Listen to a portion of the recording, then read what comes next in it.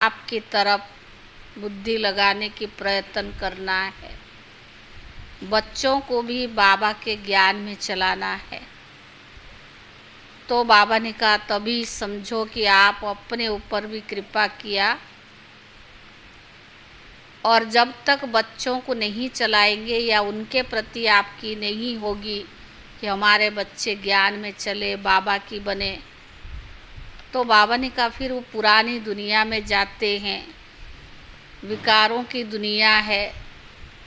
तो बाबा ने कहा ऐसे दुनिया से उनको भी बचाओ। दूसरा ये ज्ञान मार्ग है।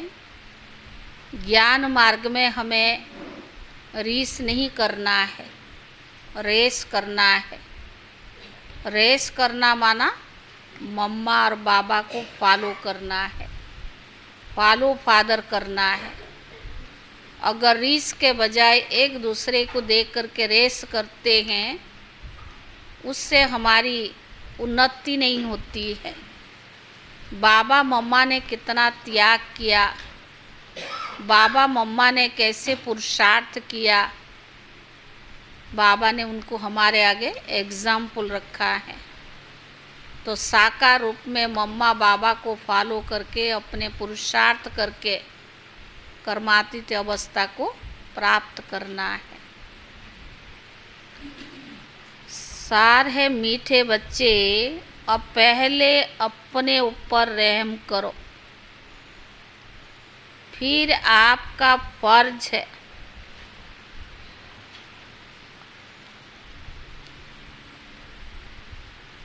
मीठे बच्चे पहले अपने ऊपर रहम करो, फिर आपका फर्ज है अपने परिवार को स्वर्ग में चलने का सही रास्ता बताना।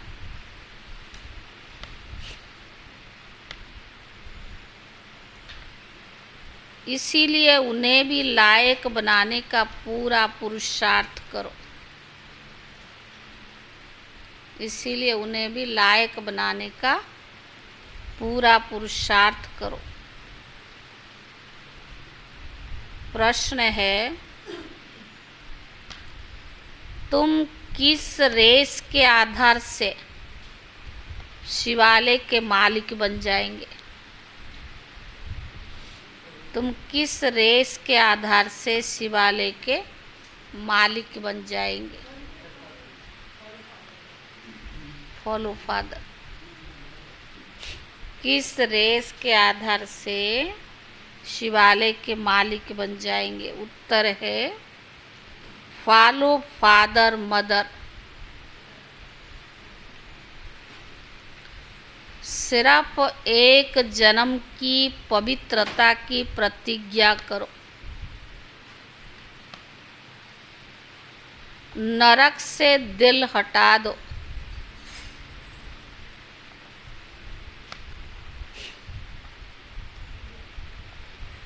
शिव बाबा तुम्हारे लिए शिवालय स्थापन कर रही हैं। शिव बाबा तुम्हारे लिए शिवालय स्थापन कर रहे हैं, जहाँ तुम चैतन्य में राज्य करेंगे।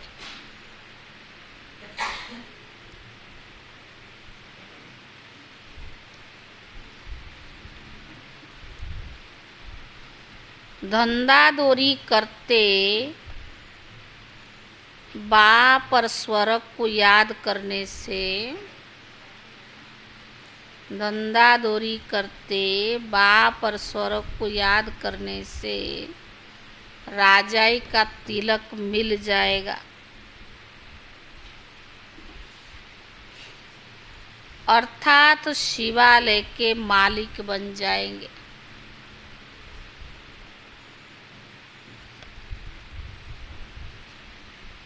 गीत है तुम ही हो मात पिता। ओम शांति। कुछ ना कुछ कहना तो पड़ता है। ओम शांति या शिवाय नमः, परमात्माए नमः कहते हैं ना। ओम शांति हम कहते हैं। यह है अपना और बाप का परिचय देना। वह महिमा भक्त लोग करते हैं। तमेस्व माता पिता तमेस्व बंधु सखा। तुम बच्चे हो जिसकी महिमा भक्त लोग भक्ति मार्ग में करते हैं। आज वो बाप आपके सन्मुख बैठा हुआ है। जरूर सन्मुख था और फिर सन्मुख बैठे हुए हैं। यह बातें अभी तुम बच्चे ही जानते हो, भक्त नहीं जानते। तुम बच्चे जानते हो एक ही बाप है जिसकी महिमा हो रही है। वह बाप तुम बच्चों को कितना सुख दे रही है, तो फिर 21 जन्मों के लिए कभी दुखी नहीं होंगे। ऐसे बाप के सन्मुख तुम बैठे हो। तुम जानते हो वो हमारा बेहद का बाप है, जो हमको स्वर्ग के सुख देने के लिए सर्विस कर रहे हैं। बाप हमेशा बच्चों को रच कर उनकी सेवा कर लायक बनाते हैं। बाप जैसे बच्चों का गुलाम बन जाता है। लौकिक बाप भी बच्चों की पालना करने में कितनी मेहनत करते हैं। रात दिन यह चिंतन रहता है कि बच्चों की सेवा कर बच्चों को लायक बनाए। लौकिक में भी माँ बाप बच्चों के लिए करते हैं। वह है हद की रचना के गुलाम। यह है बेहद बाप का। यह भी कहते बच्चे पूरा फॉलो करो और पूरा वर्षा लेकर स्वर्ग के मालिक बनो। बच्चों पर हमेशा रहम करना होता है ना। जो सेंसिबल बाप होगा वो कहेगा बच्चों को भी क्यों न साथ साथ सच्ची कमाई कराएं। तो समझदार होगा वो क्या कहेगा, ये पढ़ाई ये ज्ञान उन बच्चों को भी प्राप्त हो। लौकिक के बच्चों की स्थूल पालना तो आधा कल्प से करते हैं। बच्चों की पालना कर बड़ा बनाया, लायक बनाया, फिर बच्चों के लिए बिल किया, बस शरीर छोड़ा, फिर जाकर दूसरे जन्म लेंगे। वह हुआ हद का बाप और यह फिर है बेहद का बाप। वह हद का ब्रह्मा रचना रच फिर उनका गुलाम बनते हैं।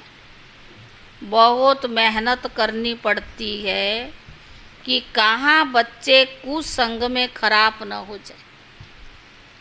आजकल सब कुछ माँ बाप के पास होते हुए भी सब कुछ पर्यावर्त, लेकिन बच्चों को संस्कार देना माँ बाप के लिए मुश्किल हो रहा है।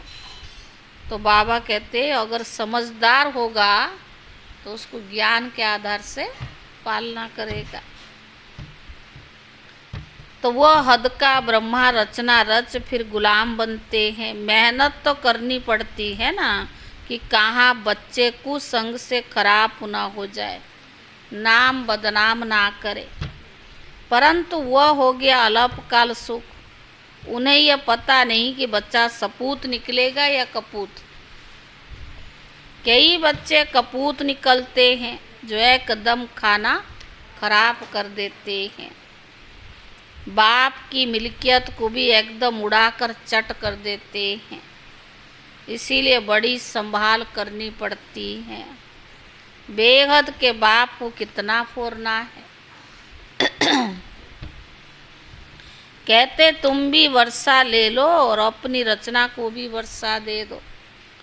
परंतु फिर भी कपूत बच्चे होते तो बाप का कहना भी नहीं मानते। बाप कहते पढ़ाई करो तो पढ़ते भी नहीं, पवित्र नहीं बनते हैं। कोई मुश्किल कोटों में कोई में भी कोई आज्ञाकारी चलते हैं।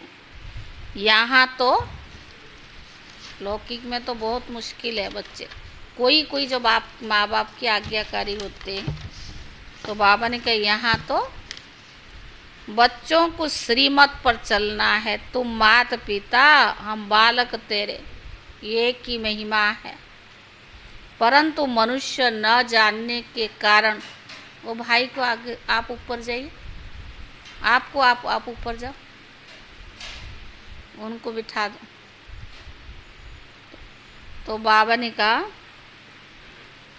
परंतु मनुष्य न जानने के कारण श्री कृष्ण के आगे, लक्ष्मी नारायण के आगे कहेंगे तुम मात पिता हम बालक तेरे। ये भी अंधश्रद्धा है। शिव बाबा के सिवाय तो माता पिता नहीं हो सकते ना। तो बाबा ने कहा अब लक्ष्मी नारायण प्रारब्ध भोगते हैं, उनको अपने बच्चे हैं, हम उनको कैसे कह सकते तुम माता पिता। वास्तव में ये महिमा एक की है। गीत में सुना कि ऊंचते ऊंचा शिव बाबा है, सबका सदगति दाता, सबको शांति धाम सुख धाम ले जाने वाला। तो ऐसे बाप की श्रीमत पर जरूर चलना चाहिए। सबको शांति धाम सुख धाम में ले जाने वाला। समझते भी है माता पिता से ही 21 जन्मों के लिए सुख गनेरे मिलते हैं, परंतु बाबा आधा कल्प से भी ज़्यादा सुख देता है, परंतु फिर भी बाप का कहना थोड़े मानते। परंतु श्रीमत पर कोई मुश्किल चलता है। श्रीमत जो बाबा की है उस पर कोई मुश्किल चलता है। बहुत ऊंचा वर्षा मिलता है। बाप कहते तुम बच्चों के लिए हथेली पर वस्त्र लाया। काजल ऊपर जाओ। तो बाबा ने कहा जब तुम श्रीमत पर चलो तभी तो लायक बनो। जब तुम श्रीमत पर चलो तब लायक बनो। तो बाबा ने कहा कदम कदम पर श्रीमत लेनी है। किसको चाहिए? गई है काजल, गई है, बैठ जाना। तो बाबा ने कहा कदम कदम श्रीमत लेनी है, मत पर नहीं चलते तो ऊंच पद पा ना सकते। अगर श्रीमत पर नहीं चलते ऊंच पद नहीं पाते। तो बाबा ने कहा स्वर्ग में लक्ष्मी नारायण का राज्य था, ये किसको भी पता नहीं है। आगे हम भी कहते थे फलाना स्वर्गवासी हुआ, अथवा सन्यासी कोई मरेंगे तो कहेंगे जोत जोत में समाया, परंतु जाता कोई भी नहीं है। जीवन मुक्ति व मुक्तिदाता एक ही बाप है। वो न आए तब तक कोई भी जा न सके। वह है निराकारी दुनिया। निराकारी बाप और निराकारी आत्माएं वहाँ रहती है, जिसको परम धाम भी कहा जाता है। साइंस घमंडी समझते हैं यहाँ ही जन्म लेते और यहाँ ही मरते, जैसे कि मच्छर है। कार्तिक। तो बाबा ने कहा सृष्टि चक्कर का किसको भी पता नहीं। सर्वव्यापी के ज्ञान से कोई कुछ भी समझ ना सके। अब तुमको बाप मिला है। जगदीश भाई का फोटो नहीं लगाया, और सौरभ जा रहा, उसको कह दो कि माला भी ले आए। कहते बच्चे अब वापिस चलो, मैं कल्प पहले माफिक सबको ले जाने आया हूँ। तुम्हारी आत्मा में बहुत खाद पड़ी है। सबकी आत्मा तथा शरीर आयरनेजेट हो गए हैं, उनको फिर सतो प्रधान बनाना है। तुम बच्चों की आत्मा सतो प्रधान थी तो गोल्डन एज वर्ल्ड थी। पवित्र आत्मा का पवित्र सोने जैसा शरीर था, उसको सच्चा जेवर कहा जाता था। अब क्या हो गया है? 1% भी सच्चा सोना नहीं रहा, खाद पड़ी हुई है। अब बाबा कहते सिर्फ मुझ बाप को याद करो तो सच्चा सोना बन जाएंगे। तो बाबा ने कहा आत्मा उड़ने लग जाएगी। अभी पंख टूटे हुए हैं, जैसा पुरुषार्थ करेंगे वैसा पद पाएंगे। तो बाबा ने कहा कितनी ऊंची पढ़ाई है। भगवान उवाच, मैं तुमको राजयोग सिखलाता हूँ जिससे तुम राजाओं का राजा बन जाएंगे। भिखारी पुजारी राजाओं के भी पूज्य बनेंगे। गाया भी जाता है, आपे ही पूज्य आपे ही पुजारी। तुम जानते हो हम सो पूज्य देवी देवता थे, फिर हम सो चंद्रवंशी बने। हम सो पूज्य सुपुजारी बने। बाप आकर पुजारी से पूज्य बना रही हैं। अब ज्ञान जिंदाबाद हो रहा है। ब्रह्मा सो ब्रह्मा कुमार कुमारियों की रात अब पूरी होती है। रात कब से आरंभ होती है यह शास्त्रवादी जानते नहीं। ब्रह्मा का दिन सतयुग त्रेता द्वापर के बाद रात शुरू होती है। यह सब बातें तुम बच्चों की बुद्धि में है। अब 84 जन्म पूरे कर हम फिर से राज्य भाग्य भोगेंगे। सतयुग में ज्ञान नहीं रहेगा, वहाँ है प्रारब्ध। वहाँ भी तुम अपने बाप से वर्षा लेते हो, परंतु वो इस समय की प्रारब्ध है जो 21 जन्म चलती है। भारत ही सारा खेल है। सतयुग में जो देवी देवताओं का राज्य था वो अभी आसुरी बना है। प्रजा का प्रजा पर राज्य है। बाप कहते बच्चे hear no evil, see no evil, talk no evil. बंदर का चित्र दिखाते हैं। इस समय मनुष्य बंदर मिसल बन पड़े हैं, इसीलिए बंदर की शक्ल दिखाते हैं। बात इस समय की है, इसको कहा जाता है रौरव नरक। बिच्छुटी इंडन मिसल एक दो को काटते रहते हैं। बच्चे बाप को भी खून करने में देरी नहीं करते हैं। माया ने सबको क्या बना दिया, डट्टी बना दिया है।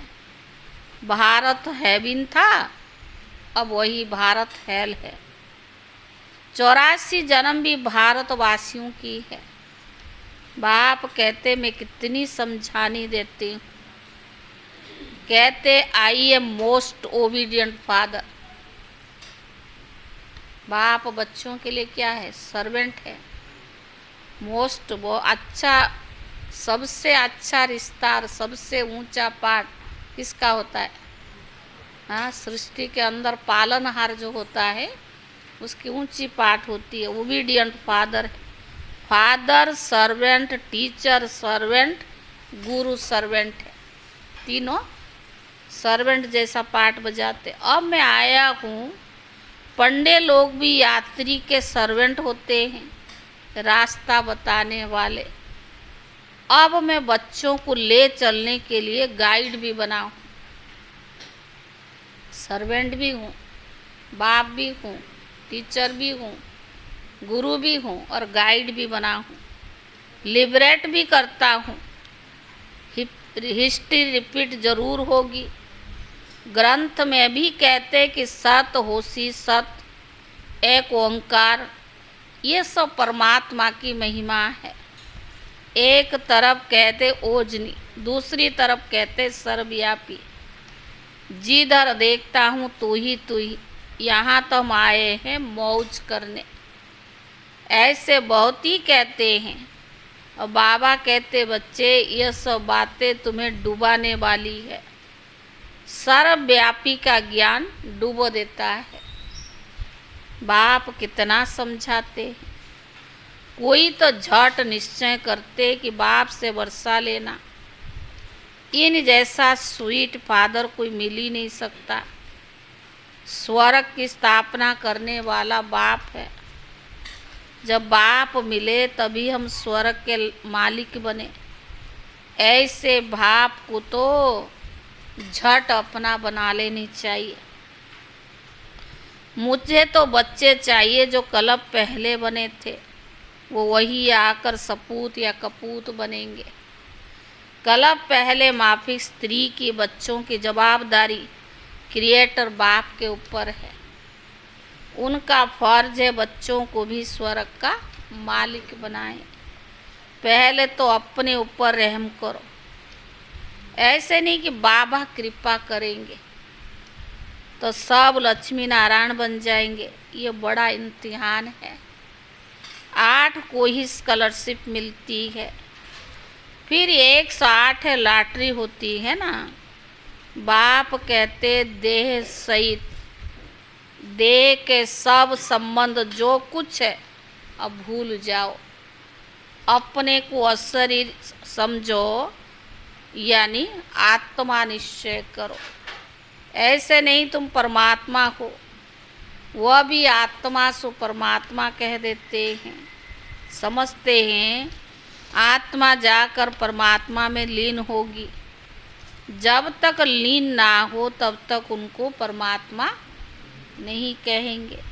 परंतु परमात्मा में लीन कोई होते नहीं है। यह ड्रामा अनादि बना हुआ है। हर एक एक्टर को अपना अपना पार्ट भी मिला हुआ है जो बजाना है। हर एक आत्मा में इमॉर्टल पार्ट भरा हुआ है।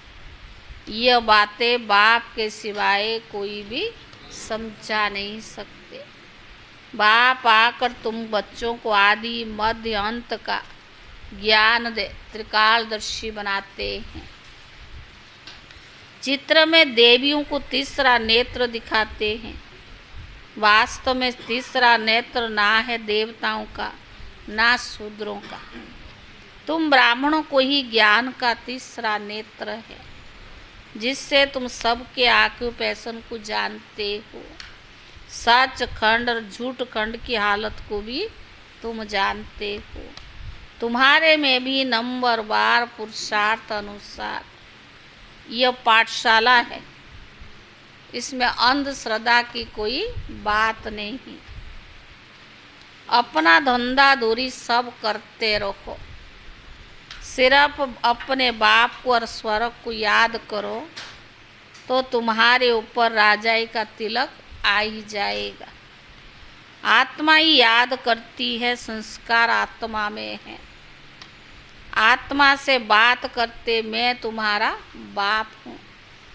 कल्प पहले भी तुमने वर्षा लिया था, सूर्यवंशी राज्य किया था, फिर चंद्रवंशी में गए। कलाएं कमती होती जाती है, फिर वैश्य शूद्र बने। अब स्मृति आई कि नाटक पूरा हुआ है। माँ में कम याद करो तो विक्रम विनाश होंगे। श्रीमत पर ना चले और दे अभिमान आया लगी चोट। आजकल बाबा बहुत अटेंशन दिलाता श्रीमत। योग भी तो तभी लगेगा ना जब श्रीमत पर चले। अपने हिसाब से चलने से योग लगता ही नहीं ना, लग सकता है। ऐसे तो आधा कल्प से हम करते आए हैं। तो बाबा ने कहा फिर बृहस्पति की दशा बदलकर राहु का ग्रहण बैठ जाता है। आज कौन सा दिन है? बृहस्पति। और शिव बाबा बृहस्पति है, वृक्षपति बाप है। बृहस्पति की दशा बिठाता है। अगर उसी की मत पर नहीं चलेंगे तो फिर फारकती दे दे रौरव नरकवासी बन जाते बने हैं। फिर फारकती देकर रौरव नरकवासी बन जाते। बाप कहते ऊंच पद पाना है तो क्या करो? रेस करो। अपनी ऊंच पद पाएंगे तो कल्प कल्पांतर पाते रहेंगे। सिर्फ एक जन्म के लिए पवित्रता की प्रतिज्ञा करो तो 21 जन्म स्वर्ग के मालिक बनेंगे। अब नरक में दिल को हटा दो। शिव बाबा तुम्हारे लिए शिवालय स्थापन कर रही हैं, जहाँ तुम चैतन्य देवताएं राज्य करेंगे। तो क्या शिवालय का मालिक बनना चाहते हो? फॉलो फादर और मदर। अगर शिवा फॉलो फादर मदर करेंगे तो शिवालय के मालिक बनेंगे। जो कुछ है तुम सब बच्चों के लिए है। बाबा कुछ अपने पास थोड़ी रखता है, जो कुछ है बच्चों के लिए। राजा भी तुम बनेंगी, तुम ही थे, अब रंक बने हो। और धर्म वालों की बात नहीं है। देवी देवता धर्म वाले ही और धर्म में कन्वर्ट हो गए हैं, इसीलिए हिंदुओं की संख्या कम हो गई है। नहीं तो भारत की संख्या सबसे जास्ती होनी चाहिए। तुमको भगवान पढ़ा रही है, कितना ध्यान देना चाहिए। यह बड़ी वंडरफुल पढ़ाई है। बूढ़े बच्चे जवान सब पढ़ते हैं, बीमार भी पढ़ सकते, जो बीमारी है वो भी ये पढ़ाई पढ़ सकते हैं। अगर बाप और बच्चे को याद ना किया तो माया थाप्पड़ मार देगी। ब्लड से लिख करके देना चाहिए। क्या मुश्किल है सहज है? कौन लिख करके देगा? ब्लड से लिख करके क्या देना चाहिए? हाँ हाँ,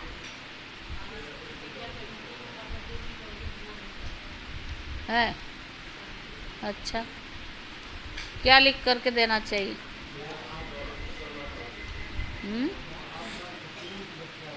ओहो, क्या कहना, वो तो ऊपर।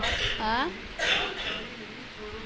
हाँ, तो बाबा ने कहा ब्लड से लिख करके देना चाहिए, रात दिन बाप को ही याद करूँगा।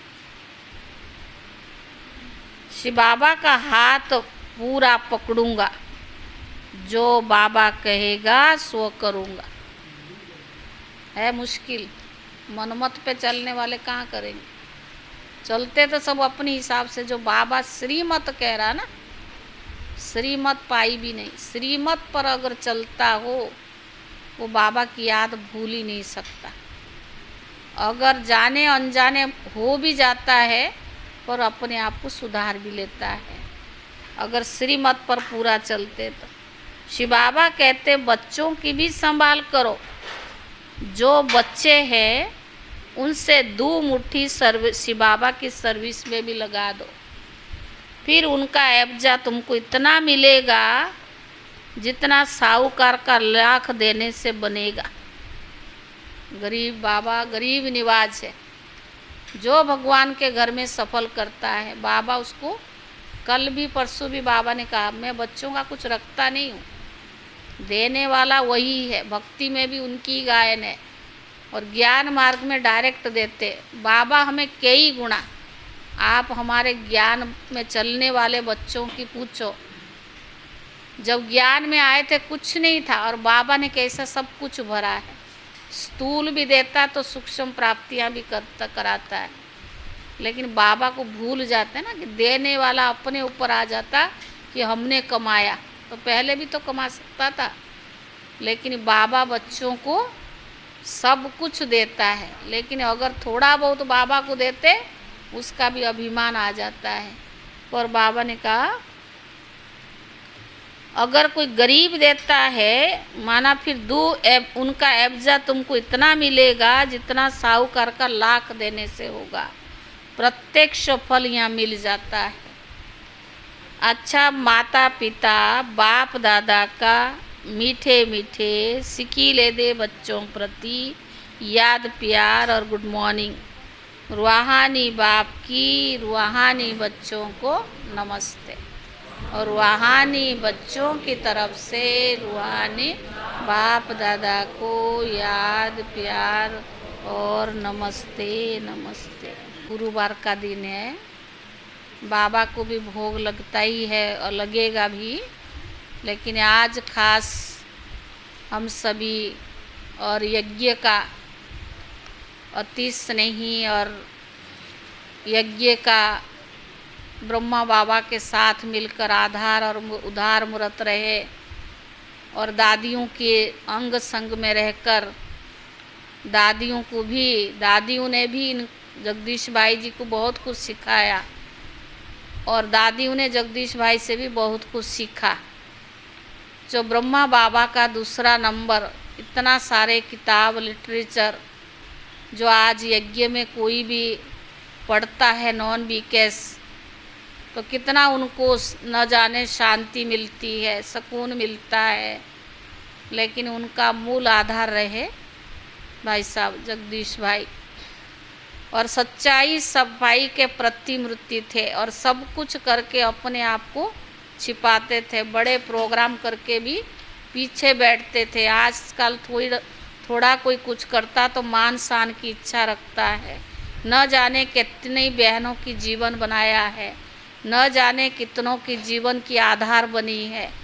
ऐसे हमारे महान जो दादियाँ भी रहे और भाई साहब जो यज्ञ में शुरू में आए, और ब्रह्मा बाबा की हर कदम पर कदम रखकर जैसे बाबा ने कहा उसी अनुसार किया। देश विदेश में बाबा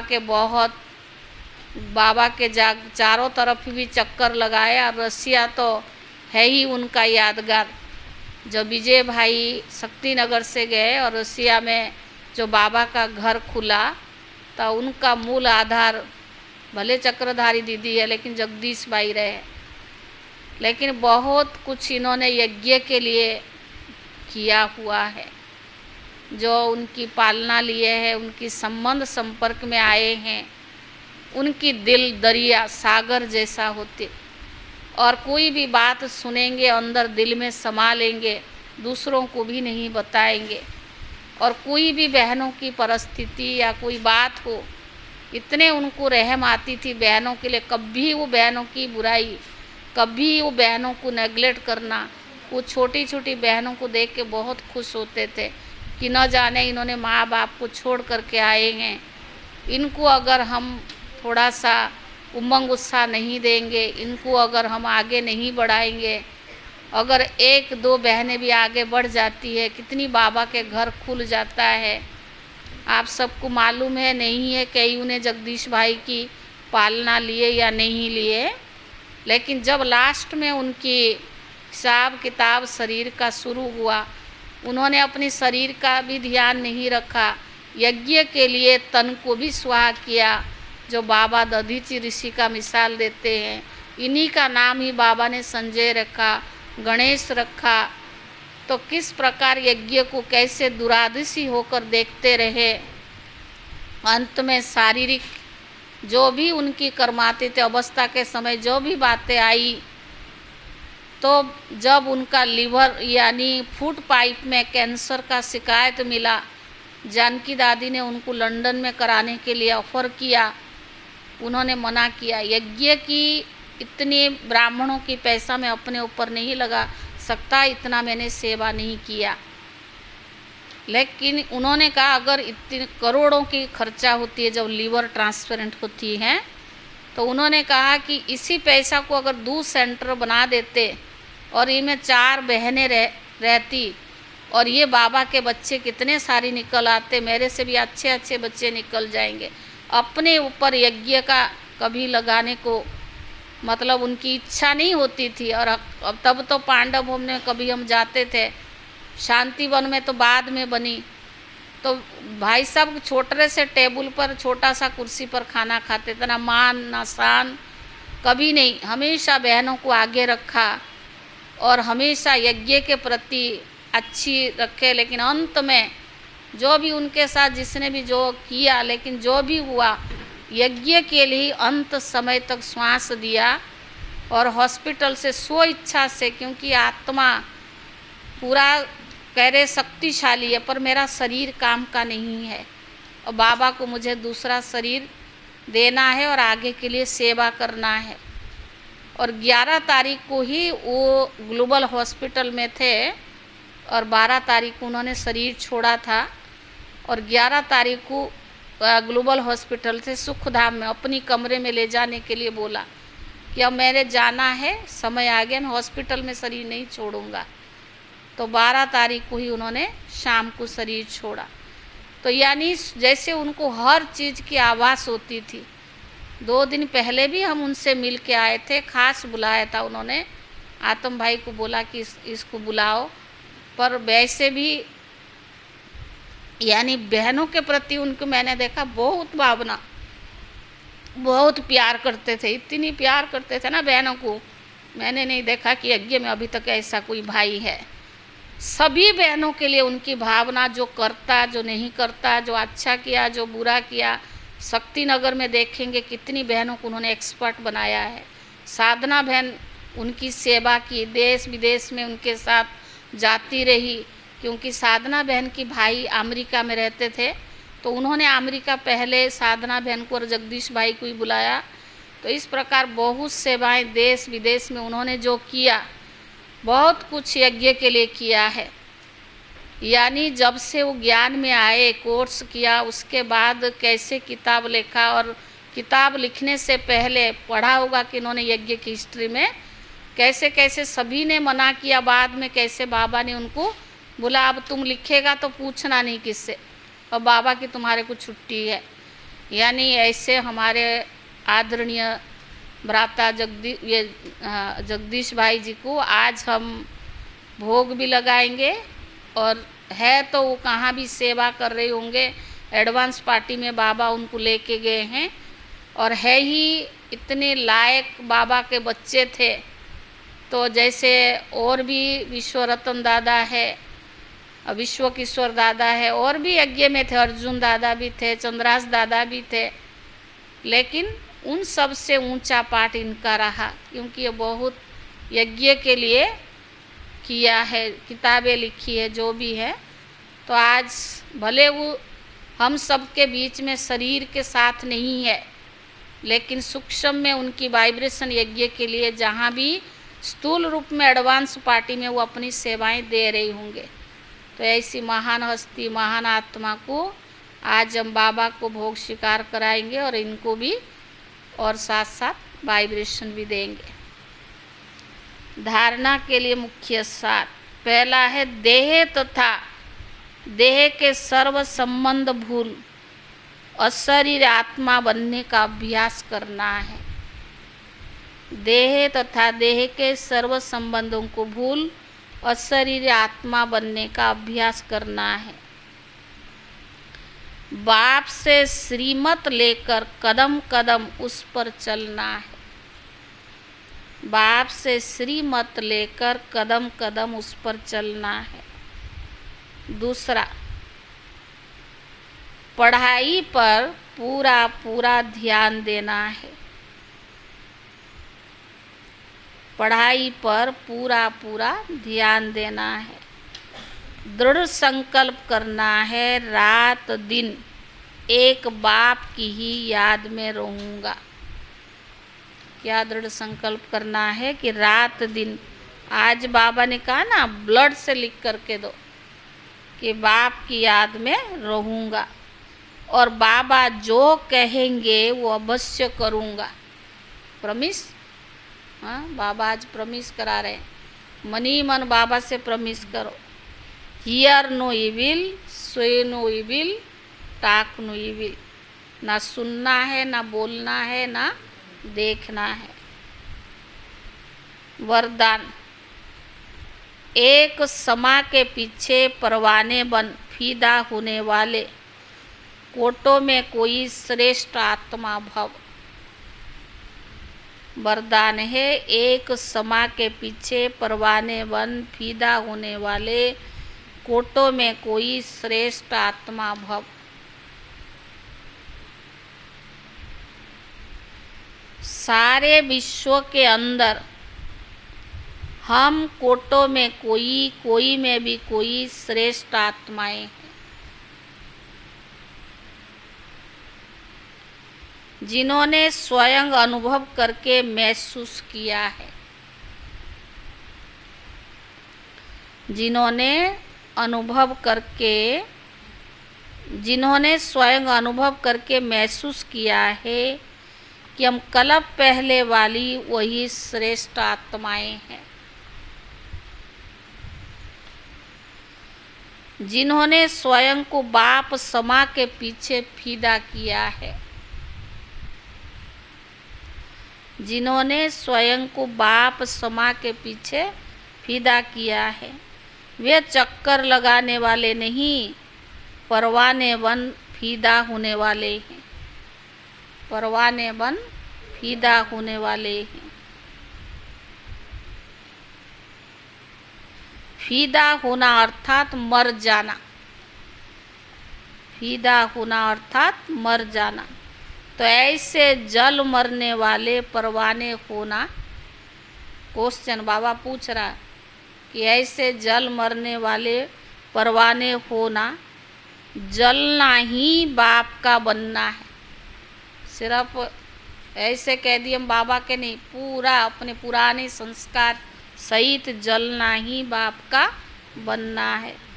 जलना अर्थात संपूर्ण परिवर्तन होना। जलना अर्थात संपूर्ण परिवर्तन होना। संडे को जैसे बाबा ने अव्यक्त वाणी में क्या कहा था, बाप मिला, ईश्वरीय परिवार मिला, माँ बाप भी, उसी बाबा भी, सब कुछ मिला, संसार भी नया मिला, लेकिन अपना पुराना स्वभाव संस्कार को नहीं बदला। तो बाबा ने आज का जलना ही बाप का बनना है। सब कुछ जलना अर्थात संपूर्ण परिवर्तन होना। स्लोगन, बाबा के मिलने की और सर्व प्राप्तियों की मौज में रहना ही संगम युग की विशेषता है। स्लोगन है, बाबा के मिलन की और सर्व प्राप्तियों की मौज में रहना ही संगम युग की विशेषता है। ओम शांति।